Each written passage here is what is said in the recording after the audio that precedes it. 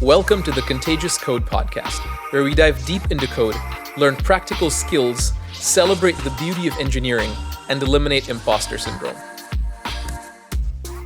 I'm Tejas Kumar, and I've been building on the web for over 20 years at places like Vercel, Spotify, Zeta, G2I, and more. Today, my guest is Gabe Greenberg, the founder and CEO of G2I. G2I is a unique hiring community that works with developers to place them in startups and enterprises alike. For developers, what this means is they sign up to G2I, go through a series of interviews where G2I vets them, and then places them in a company that fits them. For companies, this means that when you're understaffed, you go to G2I and say, hey, we need a few engineers with React, React Native, or Node, or more, I think even Golang. And G2I will vet the company and find exactly the right developers for you. Gabe built G2I and went through quite a journey. We discussed that journey in today's episode. We also walk through the Entrepreneurial Operating System, or the EOS, that Gabe uses at G2I to maximize success and run the company through things he's learned. He goes into detail about what it is and how founders can get access to it. It is a framework within which you can build your company for maximal success. We also talk about venture capital versus bank loans and G2I's decision-making through that, as well as developer health. G2I is the only company I know that intentionally addresses the point of developer health, mitigating against burnout and chronic stress. They have multiple programs in place for this, and they've spent a number of dollars and hours making sure that developers are well taken care of. They've codified this in the Developer Health Operating System. This is more effort than I've seen, and I'm honored to have this discussion with Gabe Greenberg. G2I, I've worked there previously, I can say has had the best culture and leadership across any company I've ever worked at in my entire career. And so this is a very special discussion. From this discussion, I hope you're able to learn what it takes to run a bootstrap business, how to build trust and who to look out for, as well as leaning on tools to maximize your success, like the Entrepreneurial Operating System. So fundraising and culture. I also hope that you learn the value of taking care of your people's health, as expounded on by Gabe Greenberg. There's plenty of takeaways if you're in business or tech, and if you are, indeed, this episode is for you. Now, this is separate to my day job. I'm a developer relations engineer for Gen AI at DataStax, and I'd like to offer this to all of you at zero cost, and the way we can do that is through sponsors. So let's take a moment to acknowledge them. The Contagious Code Podcast is sponsored by Code Crafters. Now, I've been teaching people how to do code things for a very long time, and Code Crafters has a teaching style that's very similar to me. The way they do it is they have you pick a programming language, either one you know or one you want to get better at, like JavaScript, Python, Rust, whatever it may be. And then they ask you to pick a tool like Git, Redis, Docker, Postgres, whatever it may be. And what they will do is they'll have you build that tool from scratch in a language that you choose. By doing this, you get better at the language, but you also get better at the tool. They have a generous free tier, but should you start paying, you can get 40% off. That's nearly half price if you click the link in the show notes. That's tej.as/codecrafters. The Contagious Code Podcast is also partnered with That Conference. That Conference is a multidisciplinary family-style conference that happens twice a year in Wisconsin and in Texas. It's in a water park, and it's usually the policy that you bring your whole family. It's got many, many tracks and many great talks, and we give away free tickets to that conference. So if you want to win, share the episode on social media and say you'd like to win. That's it, and you'll enter a raffle to do so. Thanks for sticking around, and now for my discussion with Gabe Greenberg. Gabe Greenberg, thanks for coming on the podcast. Thanks for having me. Always a pleasure. Man, I worked at G2I some time ago, as we know, and it still pays dividends to this day, the experience that I got working with you and your team. So I'm so excited to dive into some of the things we learned together today and beyond. I'm excited to chat about it. It was great working with you, and it's great chatting with you. And man, you're a wonderful human being. So thank you. Oh, I received that. Let's maybe start at the beginning. G2I, Gabe, in every conversation I have about the company, is the one thing that keeps coming back is that it's a very different company. It's run differently. It's got a different origin story. You all tend to be early to a lot of things. You're early to React. You're now early to AI. You also give away 10% of your revenue, as far as I remember.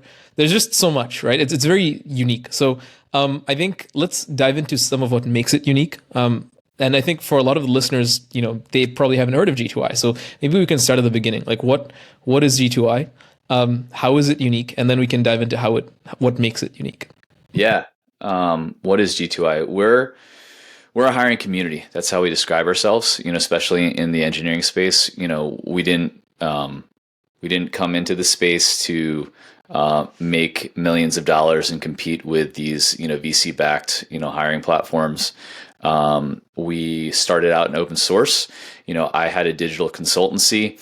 I trusted the wrong person. We were building. We moved the engineering team from Angular to React back in 2015. We built an EMR, electronic medical records application, and the person I trusted, he fled the country. He literally stiffed us for $500,000, which was a lot of the money that was owed to the team. So I didn't know what to do. I got on a plane to San Francisco, ended up at ReactConf 2016, met some folks, and got plugged into the React community because I randomly emailed Christopher Trudeau and asked if I could hand out stickers to identify people that were a part of react.flux. That's how my career essentially started in the React community, handing out stickers. And that led to, just finding great engineers. Back then it was like, Redux had just been open sourced. Everything was new. It was all, essentially frontier. React Native was brand new. And so we just started screening software engineers, around React Native, GraphQL, and matching them a lot with YC startups.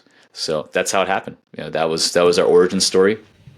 And I think that's what really makes us different, that we came from, within open source. Like, we speak the meta level language. Not everybody, can code, in the team, but there's just like the way we iterate around solving problems is a lot more like an engineering team. Even if we're in staffing, I never ever think of G2I, as staffing. It just doesn't. I'm not a recruiter. I never really have been. I run the product team here, so I like being obsessed with solving customer problems in really interesting ways, where we get to customize what they need. We build custom hiring pipelines, and so we both do the technical screening and the sourcing and build the community for them. And that just leads to all kinds of interesting problems. And we're scratching itches that just a lot of these big companies just don't want to scratch or don't know how to, really, really quickly. So that's, I think that's what makes us different is where we came from.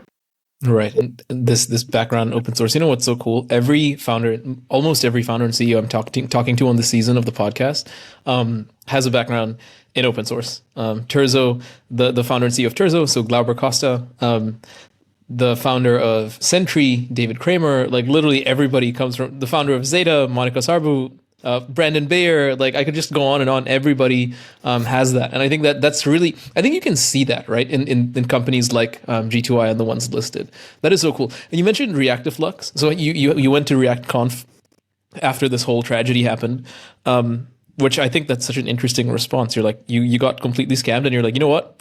I'm going to go to a conference. And then he went to the conference and handed out stickers for reactiflux. What is reactiflux? ReactiFlux is about 250,000 engineers on a Discord that are all focused on the React ecosystem. It's in the React docs and probably React Native docs as well, as the main chat, place to go to. And the early days, it was just Slack.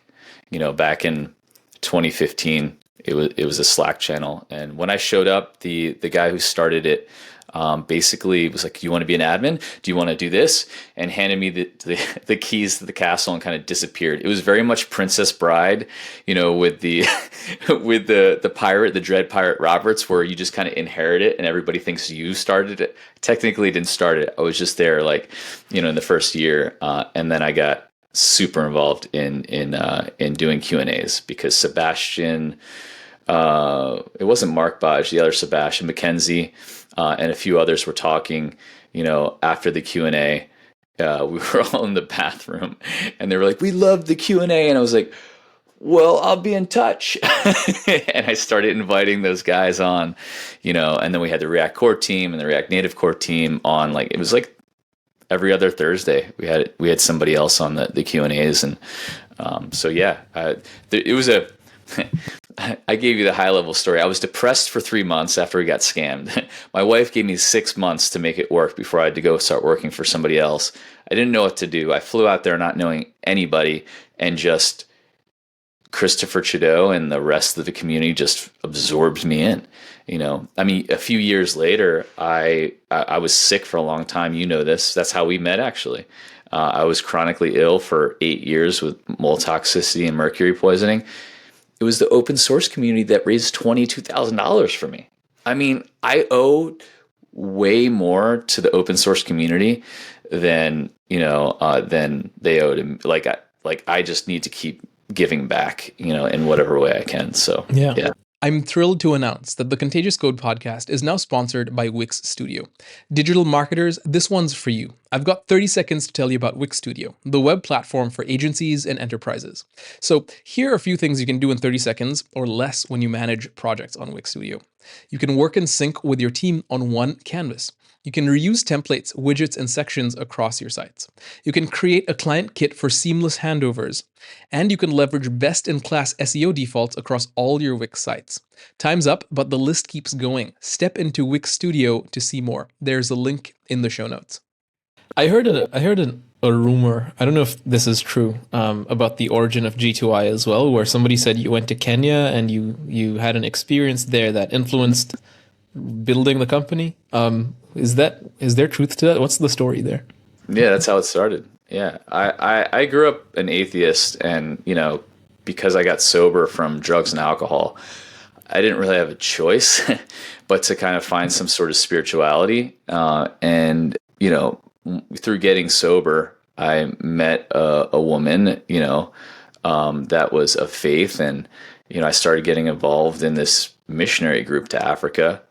And when I went over there, I mean, it was like we were working with street kids, that were literally, 10 years old. I mean, I took 4 of these kids off the streets with my own hands and put them into a halfway house that we still run and support.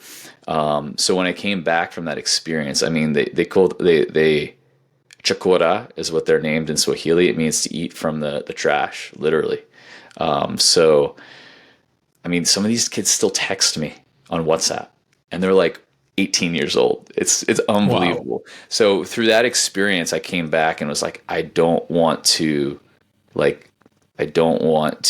forget, what I just experienced. So I want to serve this organization I went over with that just takes these street kids in, so I came back and I helped them build a website in 2010, and that website turned into G2I Design, a little startup locally, and that G2I Design turned into G2I Dev, because we started doing front end, work, and we got pulled in, and that led to bigger and bigger clients and more engineering work, and me, being more on the leading the engineering side. So this thing was the thing that you were running with the guy who scammed you in the end. Mm-hmm. I see. Okay. So so this whole Africa thing was before all of that. And then this happened. And then it was, I can imagine, extremely traumatic. And then you had a timeline. You went to ReactCon 2016, handed out some stickers. And since then, you've been this community where people can join and find work. That is, I think there's so much there that you can see play out in the way that G2I is run today. So I appreciate you establishing this context. Let's talk a little bit about building the company, building G2I, right? You've been doing this now for nearly 10 years, at least G2I, like in its current shape. Yeah. What insights have you discovered that maybe not a lot of people are aware of when it comes to building a company like this? Oof, man. So we don't have VC backing. We do have a few angels, so man, you just got to be really scrappy. People make it very complex. Look, if you're bringing in VC money, you're making a different bet. I have nothing against VC money. Just our business model isn't going to, 100, 300x, in the timeline that a VC would want. We grow healthily, we do great work. But if you don't have VC money, you have to really understand what's going in and out business, where your unit economics are, where your spend is, where you're overspending, where your ROI is. And like the easiest way to get messed up on that is to be vague about it. And vagueness is almost like a drug. It's like really like keeps you really like kind of, I'm not sure where everything is, my finances. And I had to build out a system where I know what's coming in on a weekly basis and what's going out on a weekly basis, and really start to dial that in, to run a healthier company. So I think the moving away from vagueness to clarity is just an overarching lesson, not just finances, but we brought in EOS, Entrepreneurial Operating System. It's a framework for running businesses. Like there's not too many people that would just write vanilla JavaScript these days, so why would you create your own like business framework, which is essentially what most people are doing. And so we brought in EOS, and it's a framework we can follow. There's an implementer, someone that guides us. I just sent it to some other founders in San Francisco, and texted back, oh, thank you so much. I've talked to Wharton MBAs that were like, man, this is so simple. There's nothing mind-blowing, but when you add it all together, right, like any framework, it's extremely powerful. So, it's the vagueness to clarity movement that now we have a 3-year, a 10-year, a 3-year, a 1-year goal, mapping it out much more closely into quarters. It's been unbelievable. And I think lastly, I built an advisory board. I own the company or most of the stock. Some employees have optioned, but in the beginning, I had one guy who sold a company, was retired on the beach, not in tech, and he met with me every single month. He still does, and this is like 8, 9, 10 years later. Having 1 or 2 mentors that follow the trajectory and can tell you like, you're charging too little, you're charging too much, you need to find this person. I go into my advisory board meetings essentially saying everything that's wrong. I don't go in and like, it's not like sugarcoating. So to have a group of people like that, where you're just talking about the negative stuff and how to solve it, it's super powerful. So I think that those are the foundational things, and then the last final sugar, cherry on the top is move fast and fix things, right? So it's the speed that you need to move at that is, you can sometimes, as I've, gone away from workaholism where I'm just intense all the time, there's like this element where you slow down. But there was times over the last few years I slowed down too much. But how do I like find the middle?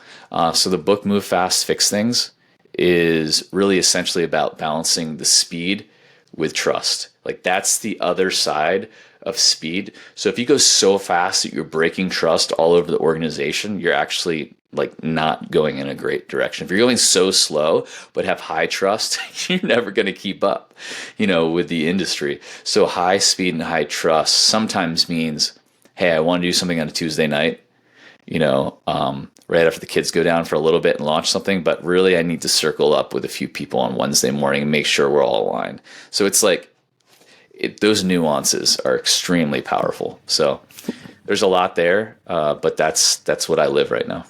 Right. Balancing speed and trust. I love that, because move fast, break things.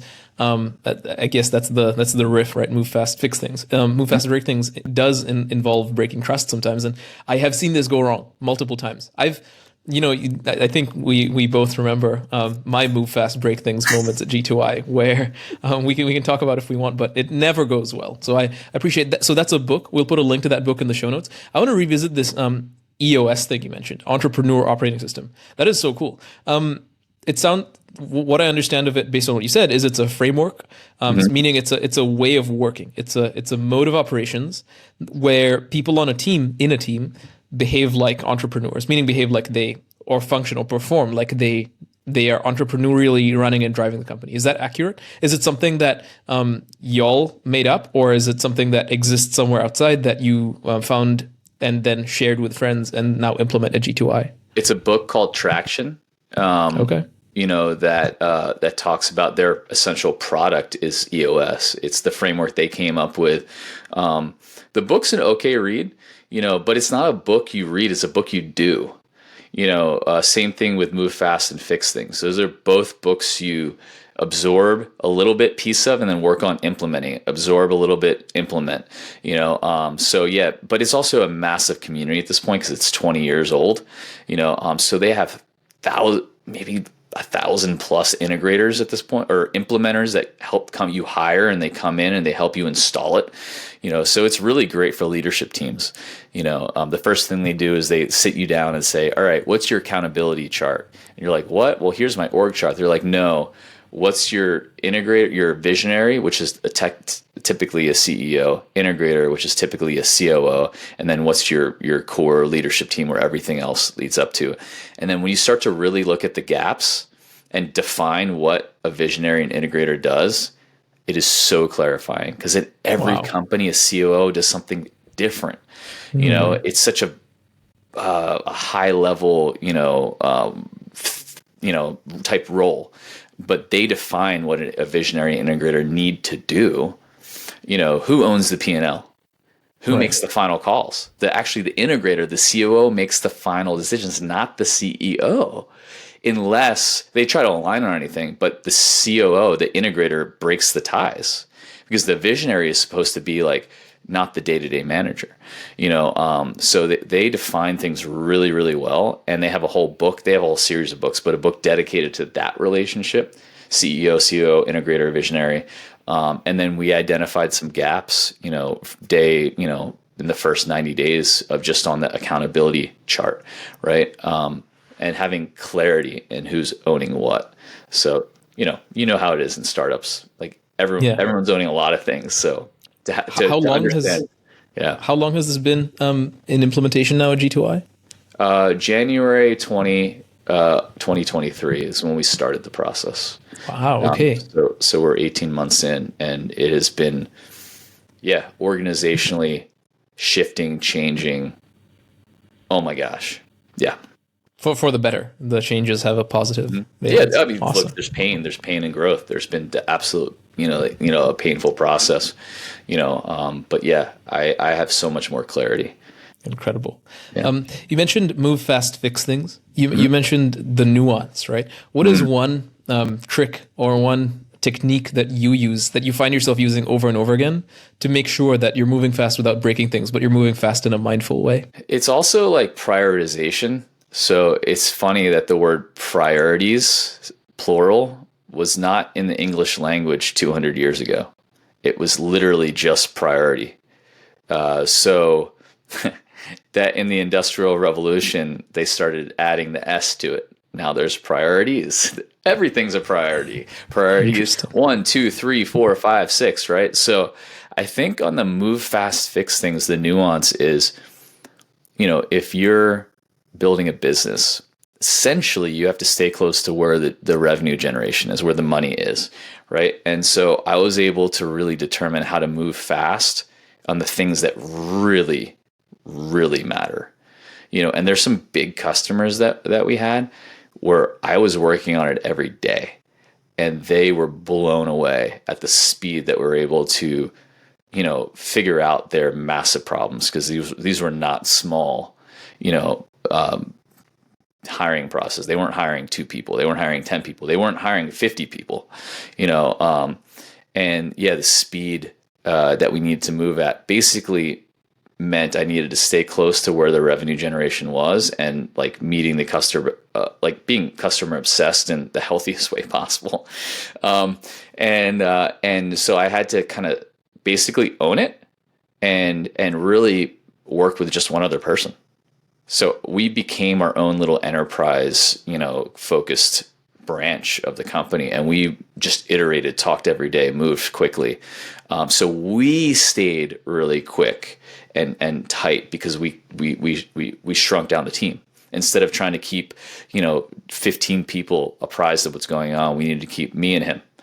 And then once every week or two, we'd give updates to everybody else. So yeah, you can move faster when you build a smaller team. When you downscale, so to speak, but also downscale priorities. I love that, what you mentioned about priorities. We just didn't have a thing called priorities, which having one priority also helps you identify if it's the right priority, right? Because you're limited by choice. You can't say, oh, I'm going to focus on money, but also health, but also this and that. It has to be one thing. And then I think you can tell that one thing to your team or to your peers and have them vetted. So many rabbit holes I want to dive in on there. But you mentioned that in building a team like this and running a company like this, you find in G2I, but also with your customers. G2I is a hiring community, so your customers are companies that do hiring as well, right? You mentioned that there's a set of qualities, or dare I say even one quality, that every company, including G2I, thinks is extremely valuable in engineers. And look, there's engineers that listen to this, so people would want to know, right? They would want to know, what makes me marketable? What's going to make me be the engineer that everybody wants? In your experience, you mentioned 250,000, 250,000 people in react.js in the community. What is the quality that sets like the great engineers apart from the good ones? Yeah, it's not maybe what you'd think it would be, because it's not necessarily a hard skill. Like right now, we could talk about AI engineering all day long, and I'd love to talk about that. And it's not necessarily just like I can deal with people and I'm good with people, right? The pure soft skill. It's the ability to work autonomously. Like I look for that in my product team. Can somebody take incomplete information and fill in all the details? Right? Can they also then ask the right questions when they're filling in the details and make the right product trade-offs and technical trade-offs if something is higher level scoped by a product manager? And so there's a general direction that they know that this is going to produce ROI, but can they figure out all of those pieces, ask the right questions, and then explain their process where they're owning it? Like here's an example. So we released a new onboarding dashboard to basically, for thousands of engineers that want to go through a hiring process, right? So they understand where they're at in the hiring process. And I had given, one of the engineers access to the support email, right? And we launched it internally, fixed some bugs. We launched it to 20% of the population, fixed some bugs, and then 100%, nothing out of the ordinary. But on the full launch day, a few people were reporting that they couldn't get in the dashboard. They didn't have the right emails, whatever. And I was talking with the engineer, and he said, I said, I can email these folks around that were, he's like, no, I've already been emailing them all. Like that's the type of behavior, that ownership piece. So he was able to figure out all of these, holes in the spec, and execute, in a short amount of time. And then he took it one step further, and he was already on top of these support emails himself. I never asked him to do that. I was totally prepared to do that, but that's the type of mentality and trait, that I hear it over and over and over again in different ways. They describe it in all kinds of different ways, but essentially it's that. Can I work autonomously and be effective and be truly effective? So it's being autonomous, being an owner, and being able to be entrepreneurial. Coming back to the EOS, right? I love when I get answers like this and insights like this, because there's another episode on the podcast with Jeff Escalante, who's the director of engineering over at Clerk. Yeah. And he says exactly the same thing. We had this really great discussion around leveling engineers. Like, how do you know, like from an interview, is somebody a junior or mid-level or senior staff principal? And this is his trick. Like, this is his main go-to, is he'll give them a really vague task of like, hey, solve this broad problem. And then he'll see how they respond to a problem that is largely undefined. Yes. And if it's just, complaining that, hey, there's no specification here, okay, well then you're probably somewhat early career, perhaps. If it's somebody who introduces constraints that then they can innovate against and owns the problem space without much input or specification, then he biases towards the higher side. And this sounds almost exactly in line with what you're saying. Me and Jeff are totally in line, and we've talked about it. And yes, that is So many companies need this, whatever space you're working, whatever industry, whether it's a product company, whether it's some sort of, digital consultancy. Like, everyone needs this. Everybody wants this. And, I guess the pathway to getting there, if you're working in tech, is just having good mentorship, asking a ton of questions, and kind of practicing, right? Like, isn't open source a great way to practice?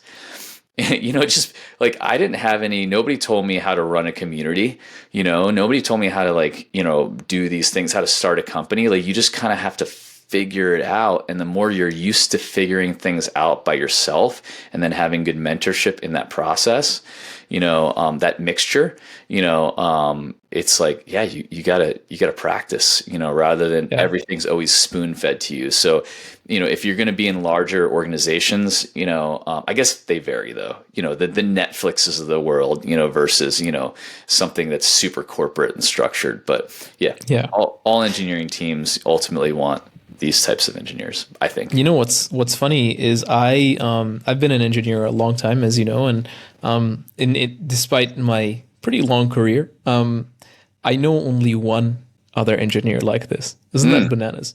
Literally, these folks are so rare. Who I feel extremely confident. I can give you a problem, and I know you'll solve it, and the holes that I've given you in the problem, you'll fill them. One person, his name is Fabien Bernard. He's a brilliant engineer. He works over at Mavenoid, but there's almost nobody I know who does it quite like him in the way that they own things end to end. And if there's something that they truly cannot figure out autonomously, they'll just like write it down on a log and come ask you, hey, I have 3 approaches, which one? I hear the value there. In fact, like when I was at G2I, I think it was either you or Lee, my then manager, who mentioned that this is what makes me one of the best engineers at G2I. I wear that badge proudly, even though I don't work at G2I anymore. Look, I mean, it's amazing that like hundreds of engineers reasonably well, and probably know thousands of engineers, in your context in DevRel and all these years, and for you to say not even single digits, but one that you know of that can handle it like this, like that says a lot, that these are very rare, people. If you ever start some sort of Maven course, it should be how to train yourself to do this, how to solve vague problems, how to work autonomously. Like this is the soft skills that we need, soft/hard. It's both. It's together. Yeah. It's, everything together in one direction. Yeah. The mushy skill. Yeah. I will say the data set I was using was not all the engineers I know. It was the ones I've worked with. So it's much narrower. Okay. I mean, if it's the people I know, I think of like David Khurshid from Stately. Like he does that as far as I can see with his open source work. But the ones I work with, which are in the hundreds, I don't think the thousands. Maybe actually no. I worked at Spotify. There were like 4,000 employees at the time. It's a mushy skill. It's a mushy skill. I live in Boca Raton, so all the Greenbergs and Schwartzes are down here. It's a mushy skill. Gabriel. That's wonderful. So awesome. I love it, man. So that's the skill that gets an engineer hired, probably, because this is what everybody wants, right? As you mentioned. Let's flip this a little bit and talk about the skills that maybe get people fired, or the skills that aren't really welcome. Obviously, these aren't skills; they're more character flaws. It's being mean to people and so on. But the reason I bring this up is you, Gabe, and it's not just me who says what I'm about to say. I have an episode with Michelle, which will air after this, but she also agrees. You exemplify truly excellent leadership by not wavering when doing the hard thing. Like I don't know that I've watched you fire people, but I got in trouble at G2I a fair amount of times. And you've never minced words. You've been very clear that, hey, this is just not okay. And so shifting the coin literally 180 degrees from the skill that gets people hired.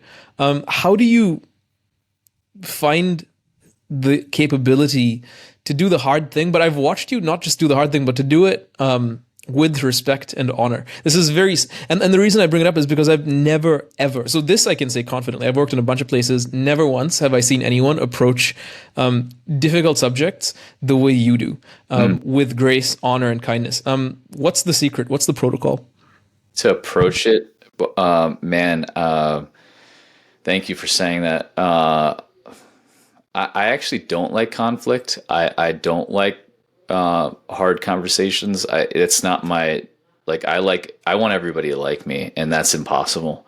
It's not, it's a character flaw. It's, I want my kids, my wife, my employee. And I think some of the growth process is just knowing that not everyone's going to like you. And that's actually not something that I really want in the same way anymore. So that I don't know how that process, there's been some mentorship, some spiritual journey there, a lot of emotional, I've been doing a lot of inner child work there. I have sports cards back there, not because I think that I think it's kind of dumb, I think sports cards are dumb, but joy is not dumb. And those $5 sports cards make little Gabe happy.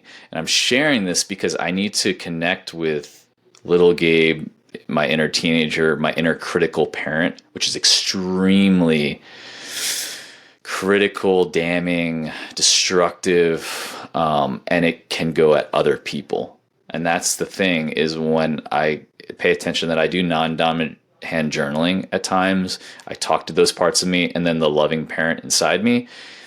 That's part of the process of healing, where I can go to somebody and not shame them and have a difficult conversation, right?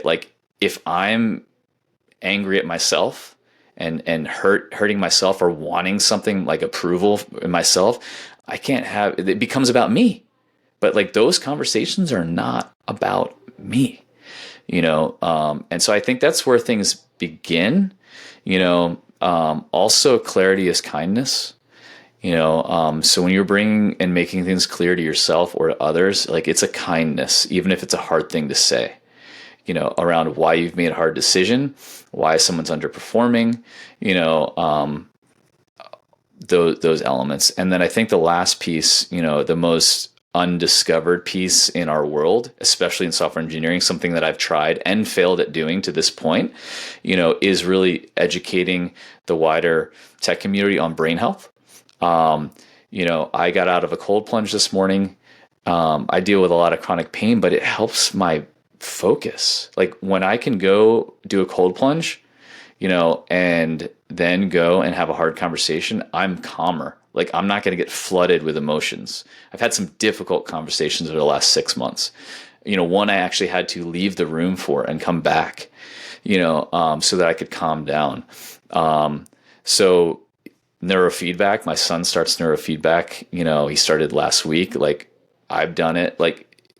All of these brain health pieces are so that I'm not getting overly angry and, and emotional, because it just doesn't, I process my emotions, I feel them, but in a conversation, I don't want to let them drive, so I think those are the pieces, that it's, there's so much nuance there, but I think that's the answer to how to approach it. Yeah, fantastic. What I got from that was one or two really practical takeaways for listeners. One was to do more with the physical, and the other to do more with the psychological. With the physical, indeed, there's a ton of evidence that cold exposure helps emotional regulation. A ton. There was this great study by a university out of Denmark, I believe, where they had people do cold exposure, so up to the neck.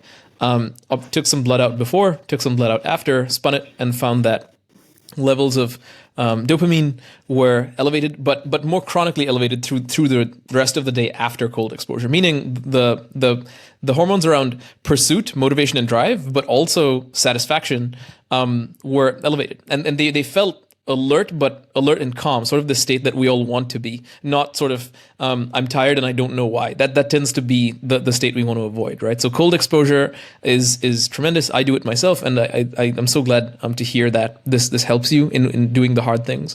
And then the second thing that you mentioned about feelings, Gabe, this is something that I agree with you. I don't think we talk about enough in tech. But there was a psychologist, I forget her name, but she's one of the leading experts. She's a professor somewhere. And she has this great saying where she said, gosh, I'll put a link to the show notes after I remember who she is. But she says that we're born in this world as babies, and we come out and we feel a bunch of things. We feel the air on our skin. We're like, what's going on? And what do? We cry. And then growing up, we feel a bunch of things. We get bullied in school maybe, or they call us fat or whatever, and we feel things and we don't know what to do. So we, in an attempt to do something, we either lash out or do drugs. Like, we go in one direction or another because we just don't know what to do. When in reality, those are feelings, and we feel them. And when we feel them, we don't have to run and do other things, right? Super insightful. And I think just as you said, the idea of just like feeling the thing, even like leaving the room if we have to, hey, I need to go feel this for a while, I'll come back. We don't do that. Instead, we default to action because that's what fight or flight, right? Both of those are actions. But there's an option, which is no, feel, fight, flight, or feel. And that, I think, is something that we need more of. So I really appreciate you calling that out. I'm going to use fight, flight, or feel. That's brilliant, man. Yes, because they become shadow emotions. Like, if we don't feel them, they don't go away. They get stuck. Yeah. They get repressed, and they come up in just all kinds of unhelpful ways. Yeah. You know, I was sad last week, and I called one of my mentors up, and he's like, "Good. I'm sorry that you're feeling sad, but good. Feel sad. You know, good for you." And it was just.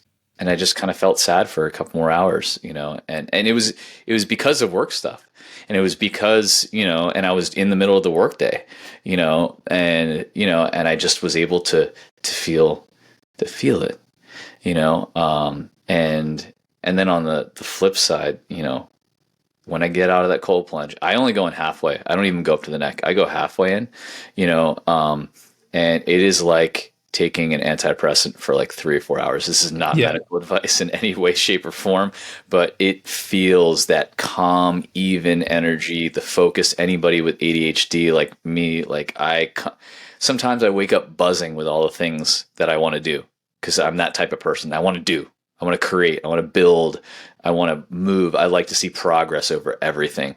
You know, that drives me. And I will be buzzing, and I can't get anything done when I'm like that, when, you know, all over the place in the head, and I get in that thing for 5, 10, 15, 20 minutes. Oh my gosh. It's like Terminator Gabe, but like in the best way possible. I can just execute, you know, so, and I'm more joyous, you know, I'm a happier person and a calmer person.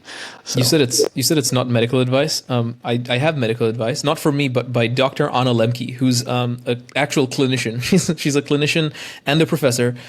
She wrote a great book called Dopamine Nation, where she dives into the balance between pleasure and pain and addiction. There's a section where she talks about cold exposure from a guy who was addicted to drugs. I think it was methamphetamine.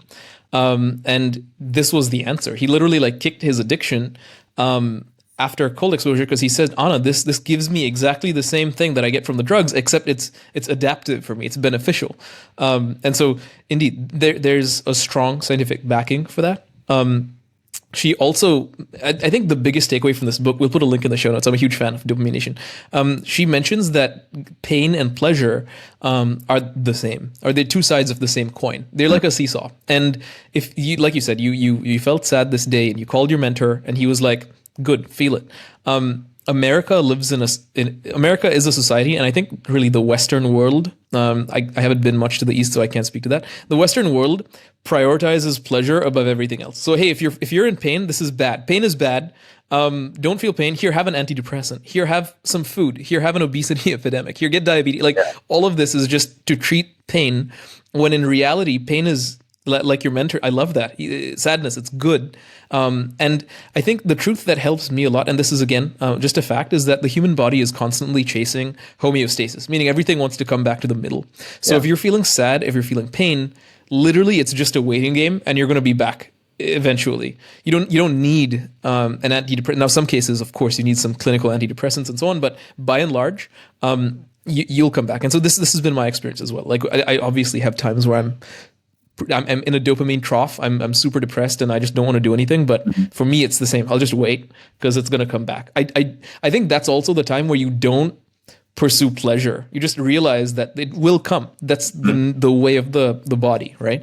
Yeah. Because when you do, you're playing a dangerous game. Then you go into like shopping, and it's very easy to get addicted to things when you try to offset pain with pleasure, as we know. So Yes. That's because in the addiction world, which I'm very familiar with, I'm almost 20 years sober in September, congrats. which is mind blowing. The drugs are not the problem. The drugs that you're using are the solution. So if you're using drugs, there's a solution to the problem you're experiencing. The alcohol is the solution. The overworking is the solution. The whatever it is, sex, the over spending, whatever. Insert addiction here. It's the solution, and the problem is something deeper.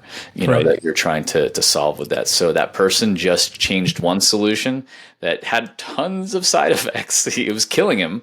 These shooting heroin or whatever that person was doing.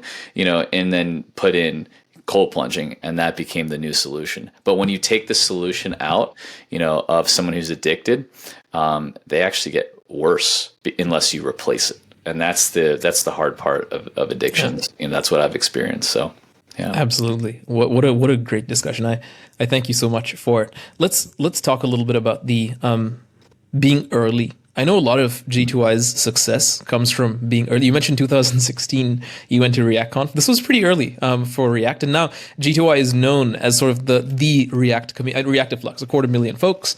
And it's known for being sort of the React and React Native hiring community.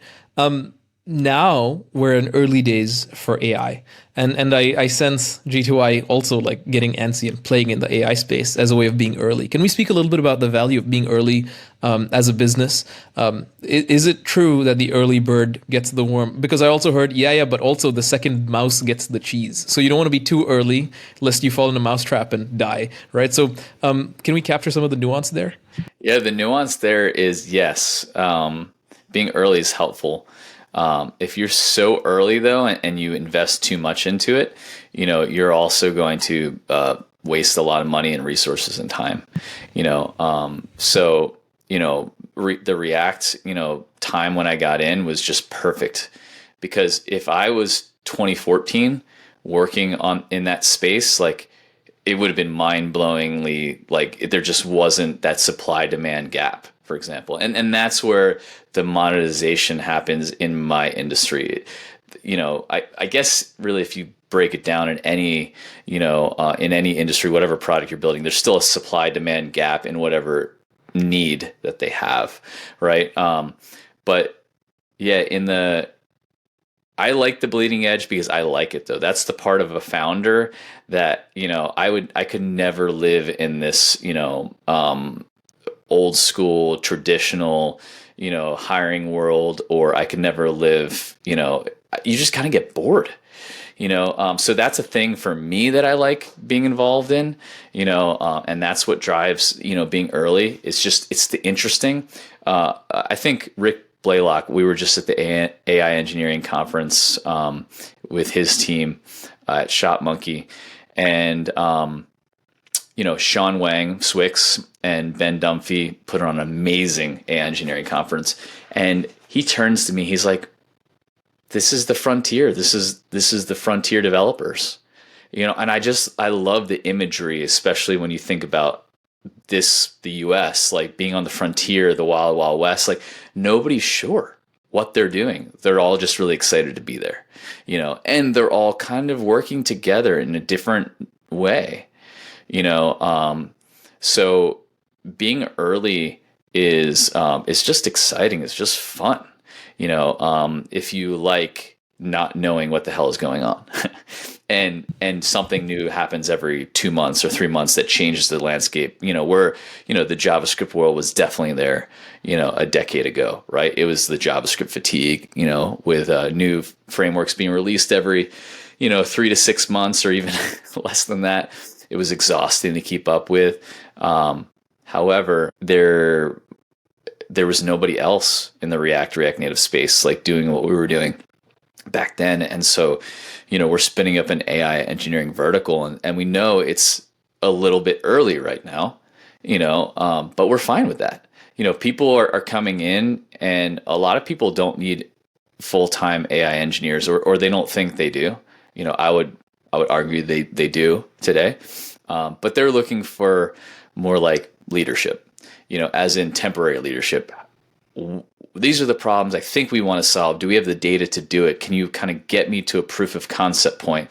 And once we get there in 8 to 10 weeks, then we can build something out that's proper. That's consulting, contracting in the AI space is where everything's heading.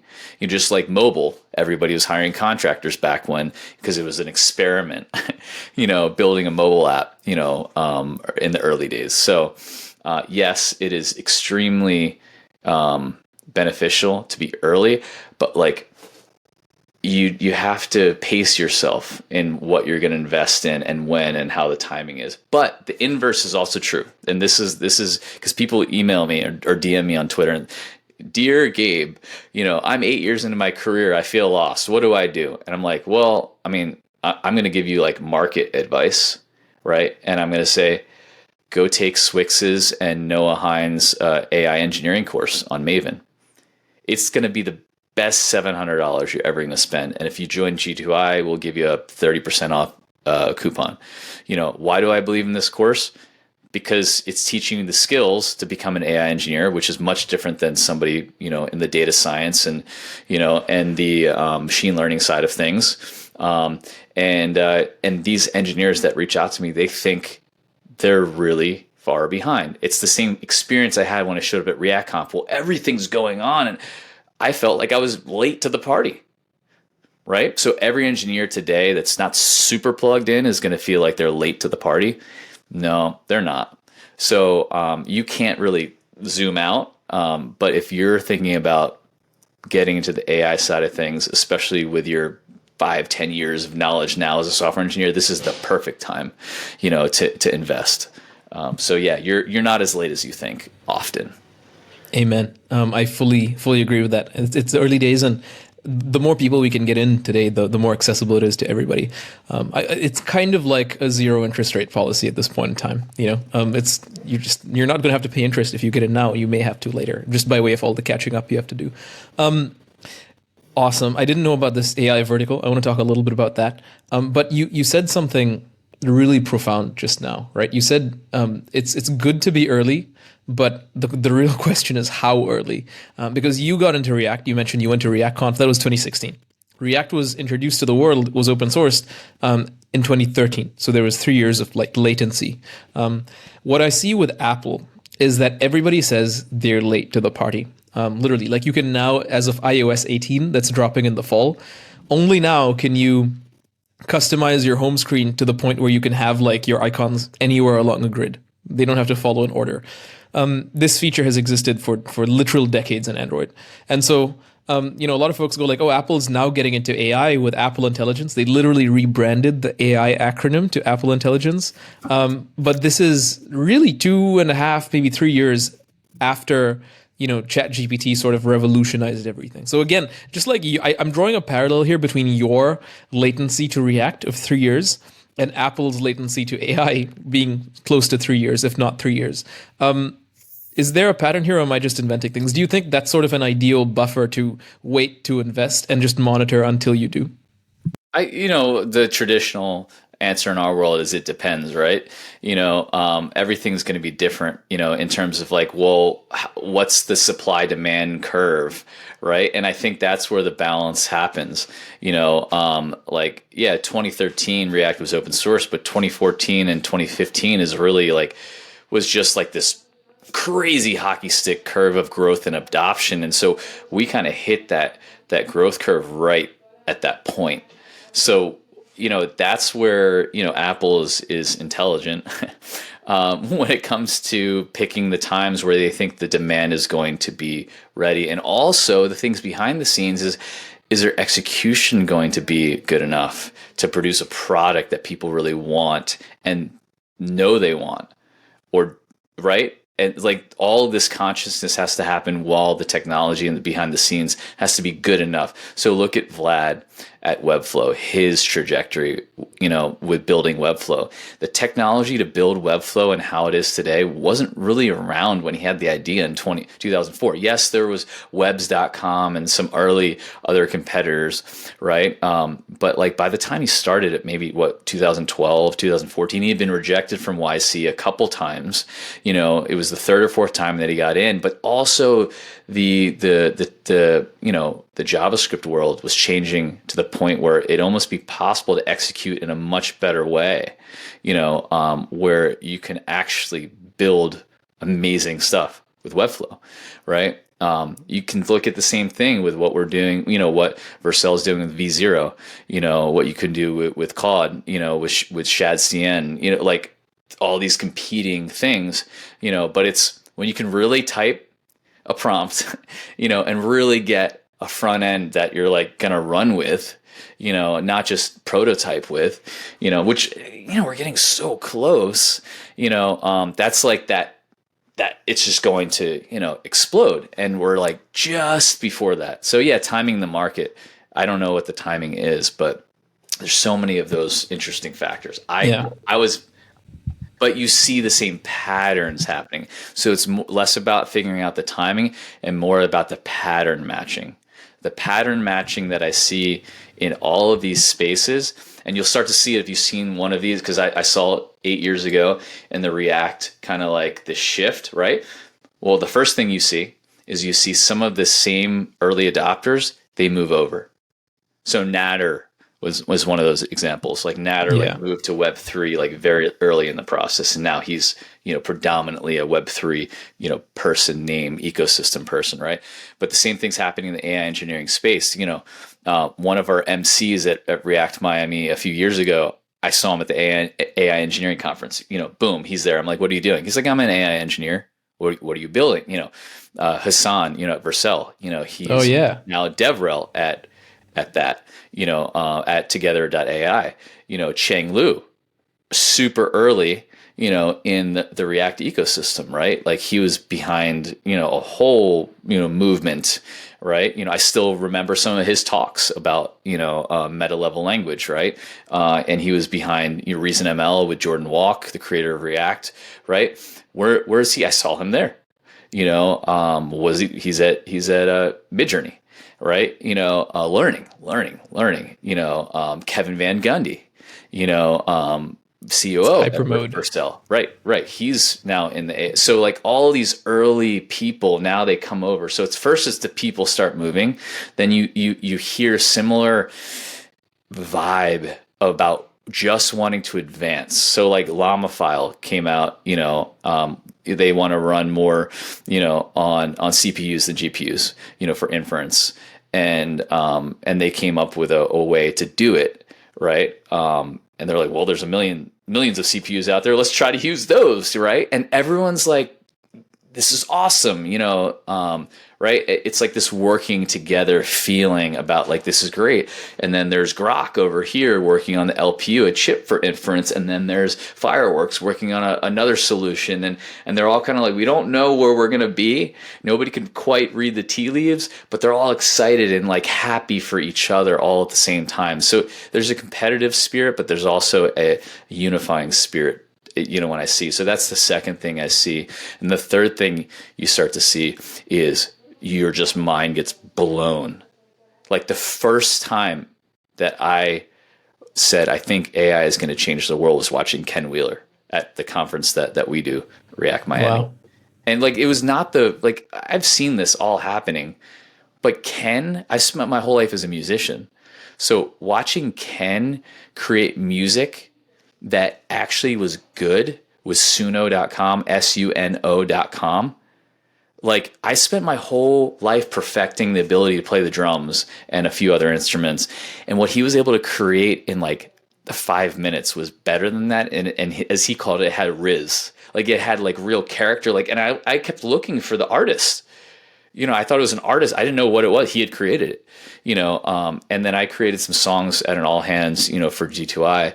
And I'm like, this, and there's been a few instances after this where I'm like, yes, AI is going to change the world, using V0, using all these prototyping solutions. You're just mind blown. But so those are the three pieces that I see, is just your mind's exploding over and over and over again. And when you're kind of seeing the people move, you're seeing, the mind blowing experiences, and you're seeing the community like move together. That's when you want to be in. So I don't know how many years that is, but that's the time.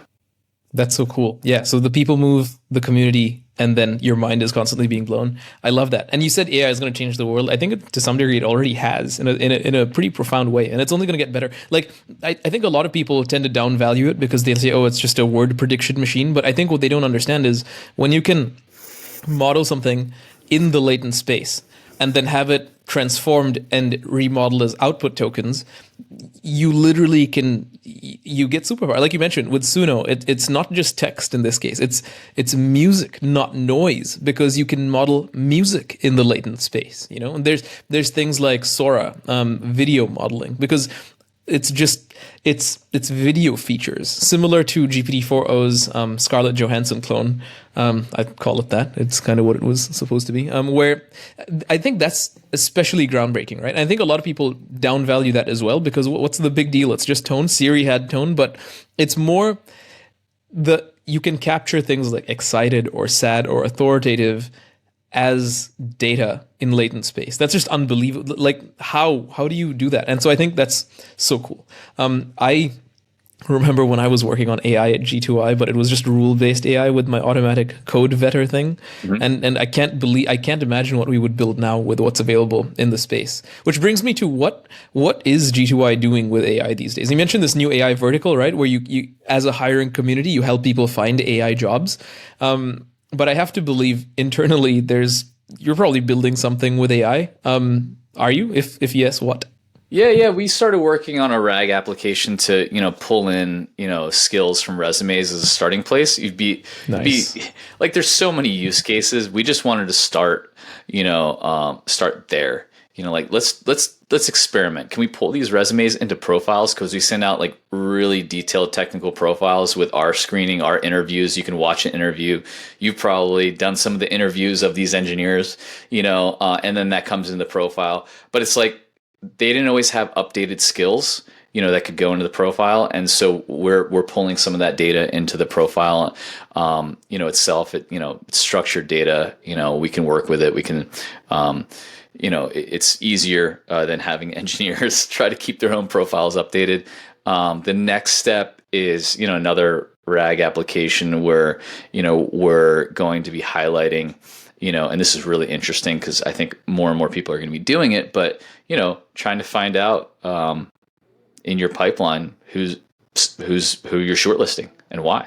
How are they matching, right? This process, right? Because let's just say you have 5,000 applicants, What if I could, in 20 seconds, tell you which match what you're looking for, so that your recruiting team, let's say you're still at Spotify, can really spend most of their time on those 5, right, or 10 people, right? That's extreme business value on the AI side. So, those are the things we're starting to work on. On the product side, I'm just rebuilding a lot of UI.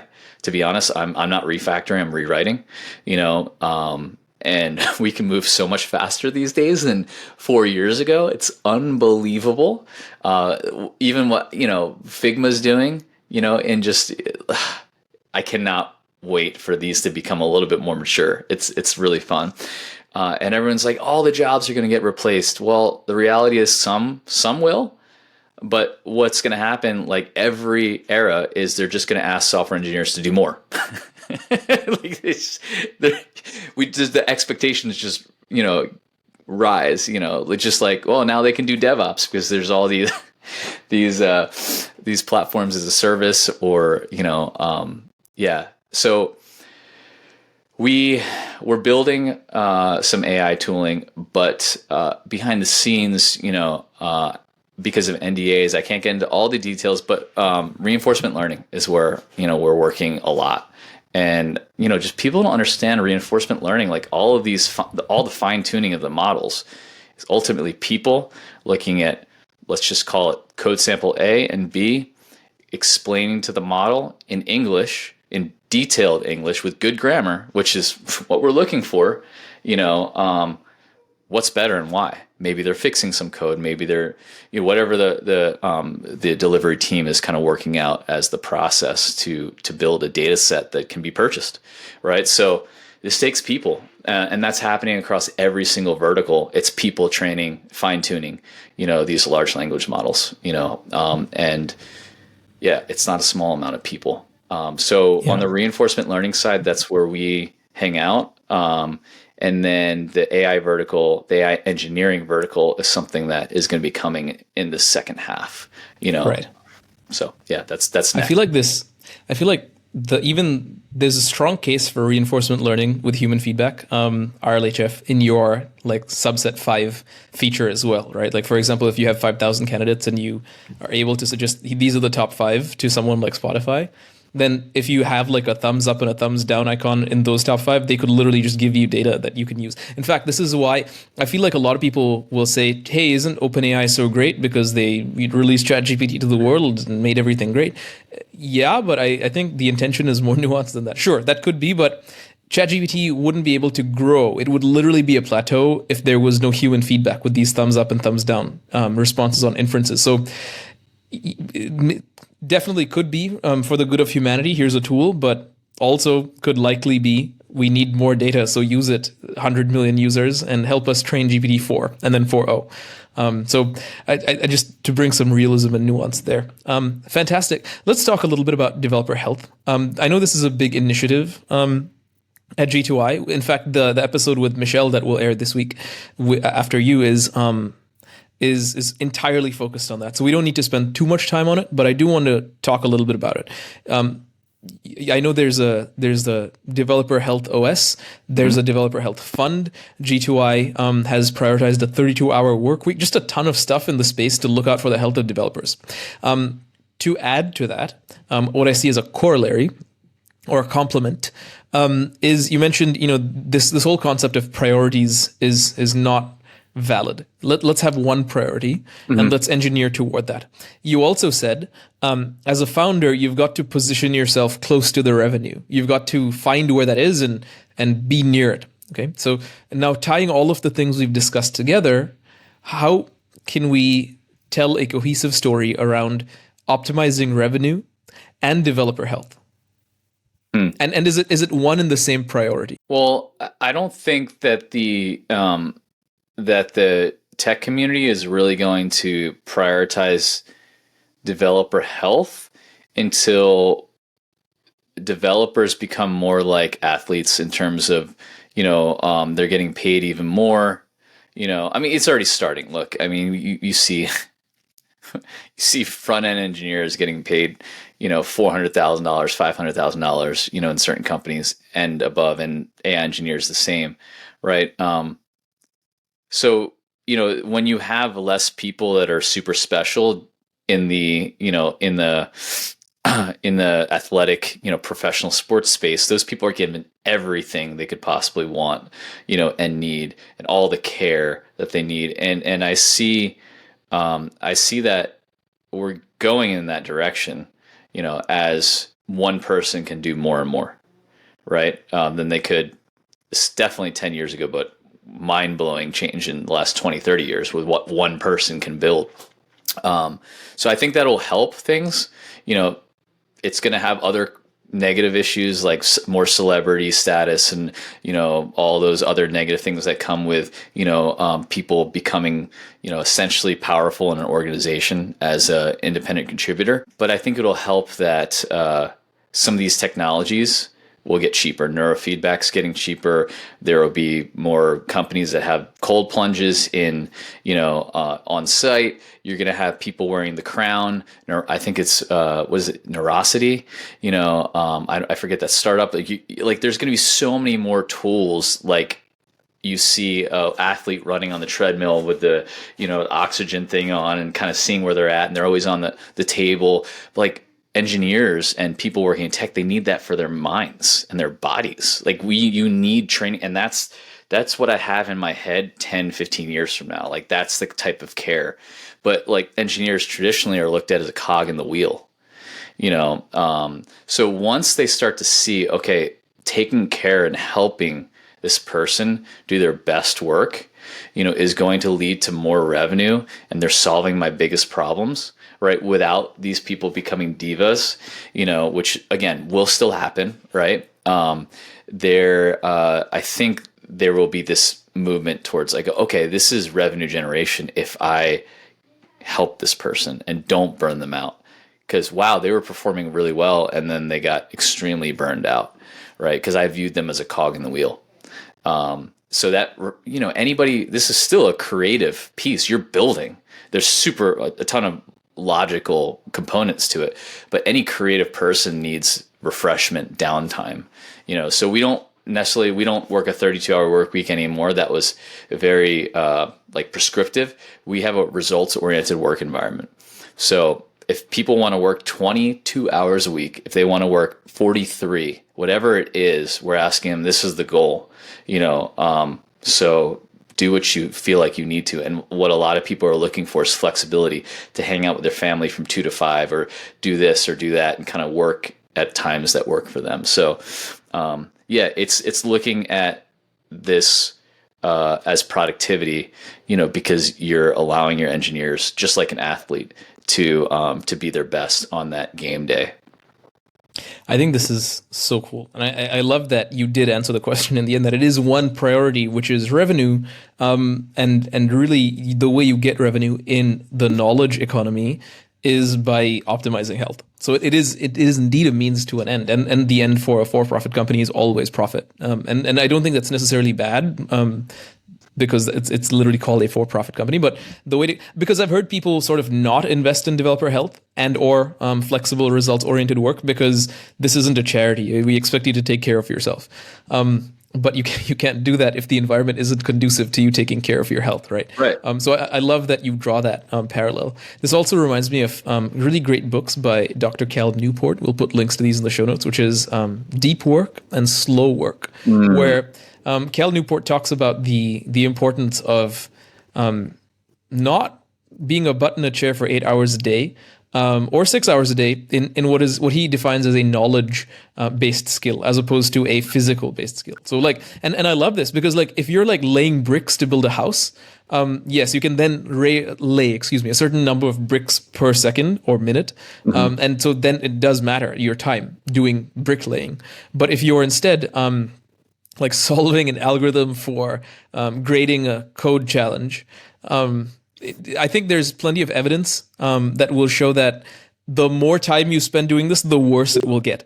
Really, the more time you spend on software, the worse software you produce. And so I think there's a lot of incentive for no, just work whenever you want, but solve the problem.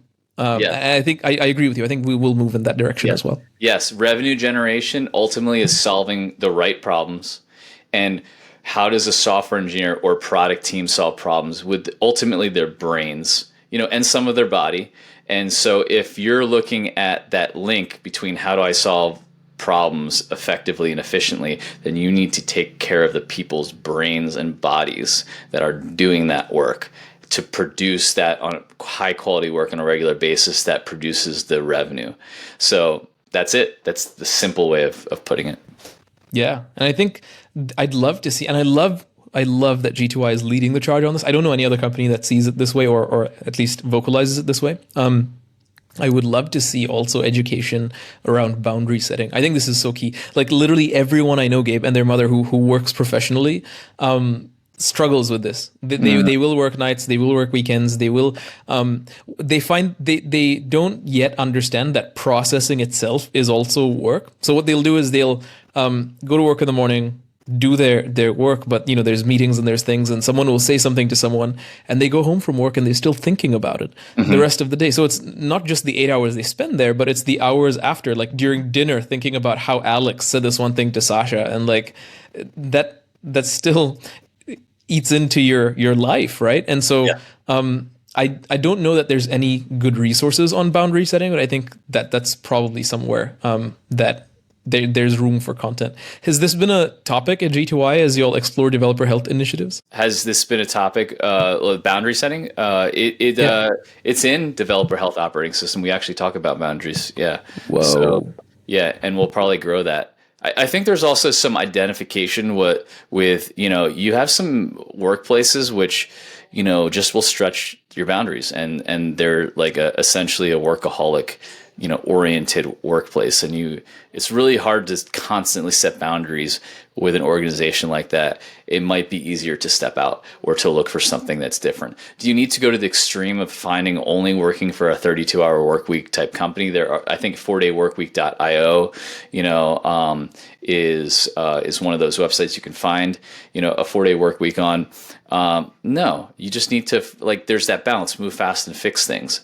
Like, if you're fixing the right things and you're moving quickly aligned, I don't want my engineers to work on Saturday and Sunday, like, unless there's an emergency. I've done it once in the last 6 months with an engineer. We had a weekend project. Both of our wives were out of town, and we executed it. And then Monday and Tuesday, we took it real slow and like time off and all that kind of stuff. Like, it's like a bank, like if you put in more resources sometime, you have to if you take so many withdrawals, you have to put more in at some point.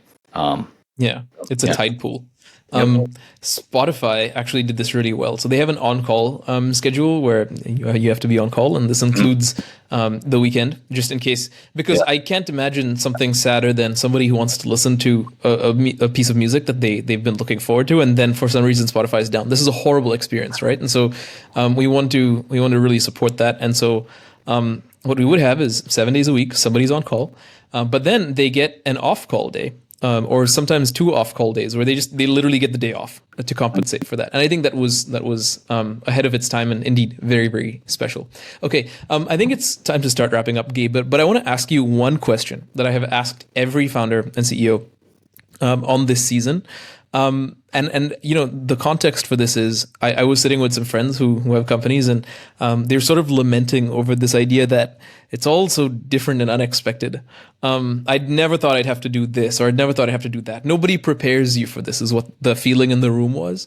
And I said, well, look, we have things like HTML and CSS and JavaScript as programming languages. And these languages are backed by a language specification, like literally a document that says, like, the details element works like this. The image element has an alt attribute and so on. And we sort of toyed with the idea of what if there was like a living standard, a specification document for being a technical founder and or CEO. A document with codified, like, expect this, that will happen, when this happens, do that. VC is better in this case, bank debt is better in that case. This is your approach to layoffs. And this is probably something that can't be standardized because it depends and everything's unique and different. But I wonder if, from a high level enough abstraction / bird's eye view, if there's things we can extract to put in such a document. Now, you as a founder and CEO, you've experienced a bunch of things, I'm sure. For example, you trusted the wrong guy. What would you contribute to such a document if one existed? Well, I would start out with the EOS framework that we talked about, because I think that's as close to a codified document that you can get, in terms of, because it's really for running a startup and and then up to, millions of dollars in revenue. So I think that's where I'd start. There's a few things that really resonate. Kevin Van Gundy said the hardest thing, as a founder, an executive, is to level up the organization and then level it up again. This idea, like the Blue Angels, the Navy demo pilots, they're flying 12 inches apart at 400 miles an hour, right? Wow. So they talk about the one thing they're doing is they're chasing perfection. And along the way, they're going to achieve excellence. Man, as a founder, the idea of continually raising the standards, that's a hard emotional process to go through. And I think it all centers around your people, getting the right people on the bus with the right role. EOS has something called GWC for each role. Does the person get the role? Do they want the role? And do they have the capacity to do the role? And then do they match the 5 values that you're actually running your company on, right? And when you start to get those things right, you can continually level up an organization. but man, it's extremely difficult. We also have more and more, every person has a number in the company where they all have a number to hit. And that's been like, like, this is my number and I'm either achieving it or not. Like to try to make all of, these, that's an EOS principle, to make performance simpler, is it takes effort. Those are some of the things that I've learned, in this process. But what does that mean? Everybody has a number. Like with sales, that's clear. But in case of like software engineering and coding, how does one determine that number? Everyone, organizations can be different as what they value, but like, what's going to bring the revenue, right? So the talent team can have a number, the marketing team can have a number. Yes, the sales team is quote unquote the easiest, but look, there could be we're not going to be asking for silly things, amount of code, or number of tickets, right? Like we're not looking for things like that, because we understand that that's terrible, KPIs for any product team, right? Essentially, unless you're calculating velocity and, like if you want to calculate velocity in projects delivered on time, even if you had to cut scope, right? If you know that the product manager is delivering, value because you're aligned with what they're building, well, then if you say the goal is the product team is going to deliver these 4 projects on time, well, that's their number, 4 projects delivered, but it's still helpful. I understand it's just a roadmap. Yeah, but you're giving them a goal that's a number, just like everybody else has a number. The sales team has a number. All these numbers have to go up into the numbers that, that you're hitting that quarter, right? Everybody's a different way. EOS has rocks. Other people use OKRs. But I'd kind of argue that some of it's too complex. You need to simplify it. And that's why I like, everyone has a simple number that they're going after. Right. And so the number isn't prescribed. It's just you figure it out according to your values. I love that. I love that you especially like condemn the use of vanity metrics. Like this, like your engineering team closed this many pull requests at an individual level. I think at a team level for an engineering org, this may make sense, as you mentioned, for velocity and stuff. But I know companies that do layoffs based on the person who has the least amount of pull requests merged this quarter gets laid off. And that doesn't seem right to me for a variety of reasons, right? Because you could have like 100 Dependabot pull requests that you are credited for, and then what? You just don't get laid off because some machine opened a pull request for you. Like, So I think that's great. You get to define the number that matters for your team, and it's really up to the values of the company. You mentioned 5 values, so I have to, at risk of like just leaking the whole EOS thing here. It sounds like you would have to then identify some values, identify your team, whether they stick to those values, and then go from there. I think that is so cool. I need to get into this EOS framework thing. We'll put a link to that in the show notes. Yeah. And you have 2 ways to go about it. After you read the book, you can actually go hire an implementer for your company, which I highly recommend. We found we interviewed like 7 different implementers, just like they were going to join an advisory board, and kind of pick the one that we wanted. Or you can do self-implementation in a group, which is cheaper. But just trying to implement what you read by yourself, I think you might go like left. It really helps to have that mentorship, because like we have a vision traction organizer. It's like up right here, it has core values, core focus, marketing strategies, our 3 unique values, our Q3 rocks, our 1-year plan, our 3-year picture, and our 10-year target. Wow. It's in one literal like document. Like I can look at it right now, and the company has access to it all the time. And we're also building a mini version just for the product team as well. Wow. So they have clarity. I'm not going to do it for every org, but like it's important that there's vision, on specifically what we're building in product. Yeah, this solves a real pain point that I feel like most engineers and startups have, is they just don't feel the vision. I actually know of, this is confidential yet, it's not out, but one startup this week that died. That I almost invested in.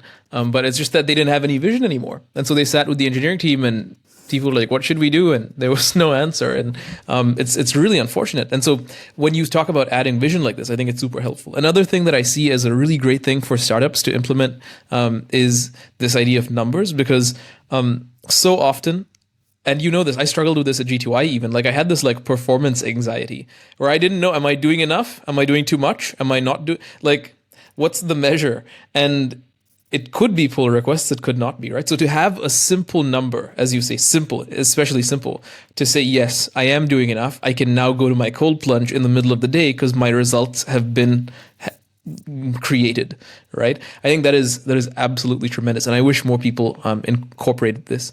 There are companies, Gabe, that I'm sure you work with in terms of like giving engineers to, or leasing engineers to, I guess, that are very large. I'm thinking of companies like Uber and Netflix and Spotify and, you know, Fang, with 10 to hundreds of thousands of employees. What I've really appreciated about G2I is the team was really small. And we, like, even when I was there, we tried a bunch of different things, right, for productivity. We were doing Shape Up when I was there. From Basecamp. And we, like, there were many evolutions to now what you mentioned, the EOS. A company the size of G2I can do this pretty comfortably. Even with an implementer or without. A company with like 250,000 people, this becomes more challenging. What would you speculate with me a little bit about how they could go about slowly but surely adopting these things? Look, I mean, you can still run 100, 200, $300 million company on EOS. Like, it's harder, but the main thing is like that you need to have the leadership bought in. That's the main piece to this, right? So if you're part of a larger org that's extremely established, just call it Spotify where you used to work, you can still build on EOS in your department. You can do all these principles. You can have values for your department. Make sure they line up with the company values. You can have a core focus. It says purpose, cause, our niche. Like, we've literally spent time on that. Our 3 uniques.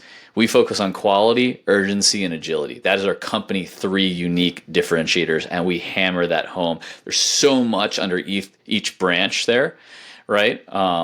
And you can do your quarter and your year goals, you know, as well. Department, obviously connect them into the company, but you can run this whole process, you know, through EOS, you know, without an issue.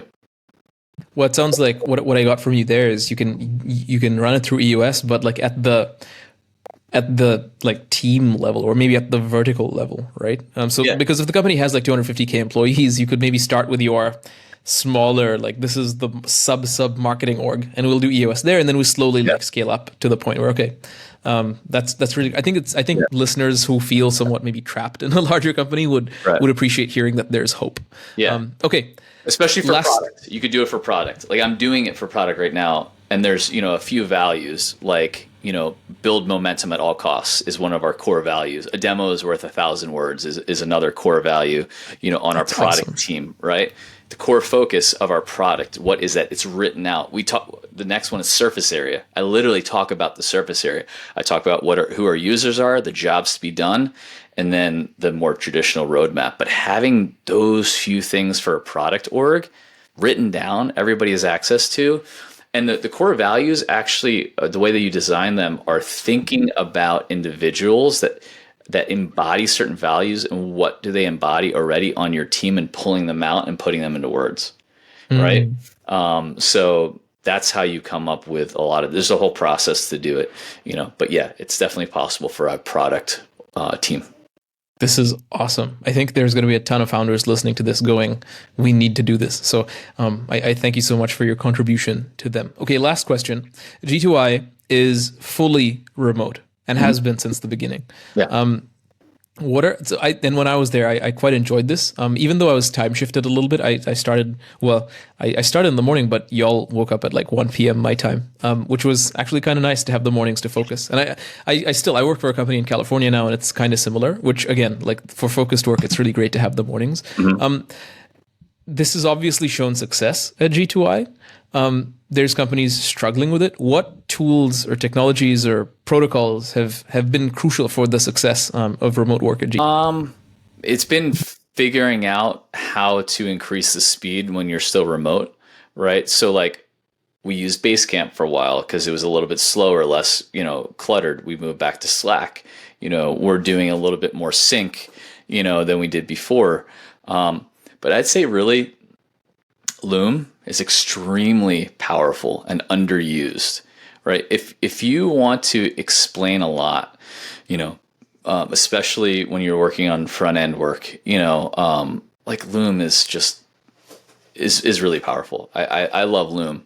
I think also the other tool, of course, a lot of people are using Linear already. I think Rome is something that, a lot of people need to look into, Rome. ro.am. Yeah. What's that? Yeah. Howard Lerman built it. He was the founder at Yext. They IPO'd, and kind of, I think the story goes, he's in Miami now. He was a New York City founder. That I think during COVID, he needed to figure out a way, because everybody was remote, to like still have some sync ability. And so what everybody does is they essentially have 30-minute meetings or hour meetings all throughout their schedule, right? Especially with their direct reports. And he's like, that doesn't work. So they built a visual representation of the office where you can click in and go in and knock on people's doors. And if they're available, they can just let you in, voice only or video. I mean, he did a lot of work on the back end, with Go to make this really, it's actually a good version of a virtual office. And I don't like stuff like that. So he was able to bring the average meeting. I think the average meeting time was about 30 minutes. Now they have data to suggest using Rome, the average meeting time is 7 minutes and change. Because do you need 30 minutes for every meeting? No, you don't. You need to brainstorm a few things, and then, but look, I have people all over the world. So I'm WhatsApping people, I'm iMessaging people, I'm leaving voice notes, I'm calling people. But it's much easier if you're probably past 20, 30, 40 people. Everybody's just there. You just click in, and so look, if your head's down, your door's closed, you don't hear anything. That's cool. It's not like you don't have any deep work, but I feel like there's these balances between here's in a fully remote environment. This is true sync time, and this is heads down, time. On Slack, I don't have notifications. I don't have sounds on. I don't have anything. I don't have it on my phone. Right. So I can go into Slack and use it when I need to. And a lot of people are on there, but it's not interrupting my day. It's not like that. It's just so right. So Rome has that same type of, principle where it's like you can choose to be heads down or you can choose to be open and available. And I think you need more of a mixture. I love the base camps of the world, that are like, I will write everything out in long form. Right, there's quite a few companies that are on that side of where it's truly everything is async. A lot of people just don't like that, and it doesn't work for a lot of fast-moving companies, right? So, and then there's the extreme where everything is basically like in person, but they're remote, so everything's a sync meeting all of the time. I feel like there's a medium in the middle between the two, where there's a lot of sync, mixed with a lot of heads down. Right? A lot of asynchronous communication via Loom and via using Slack in a more asynchronous way, so that's our mentality. That's how we're doing it now is balancing between sync and async. I'll give you one example. Our all hands. Do you want to spend an hour on an all hands just hearing about information? No, you don't. It's not engaging. So what did everybody in my company want? They all want me to record a Loom. So all information sharing goes out a few days before in a Loom. Then what do you use the all hands for? Talking about the employee of the month, talking about, we do shout outs to different people about like how they're doing and why, like verbal, engagement, lifting people up, growing people that way, having discussions. Like it's real engagement time, right? And they often end less than an hour. So that's a sync async kind of adaptation, where if you're in Meta, you go out on Thursdays, Zuck is outside, in Disney World for Meta, that we all see, and that's how they do it, So yeah, ours is, and then we do Q&A, the live, one. But people can also anonymously the day before ask questions that I can bring in and say, well, I'll answer this, I'll answer this, I'll answer this. So yeah. Wow.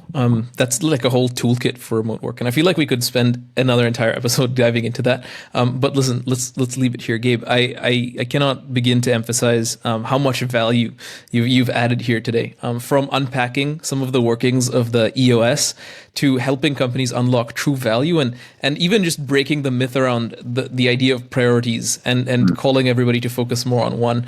And we also had a bunch of takeaways for health and cold exposure, and it truly has been such a journey. And so on behalf of myself and all of the listeners, I just want to thank you so much for coming on and sharing all of this with us today. Thank you for having me, Tejas. Thank you for doing what you do. You bring a lot to the community, so I appreciate you, brother. Thank you for joining my discussion with Gabe Greenberg. I hope you enjoyed it as much as I did, and I hope you picked up on the interesting details we discussed around AI, maximizing revenue, and really taking care of your team. If you're learning from and or enjoying this content, then a great way to support the podcast at really no effort is to share it on social media. If you're listening on Spotify or Apple, then if you can leave a review of anything really up to 5 stars, that would really help. And if you're watching on YouTube, if you subscribe to the channel and like the video, maybe even share it, that all of these things would really help the podcast. If you want to hear about different topics or maybe have interesting guests, leave a comment on the video. That would be super helpful and a really easy way to get in touch. Thank you so much for sticking around. Thanks for being a part of the podcast. And most importantly, thank you for your interest in engineering.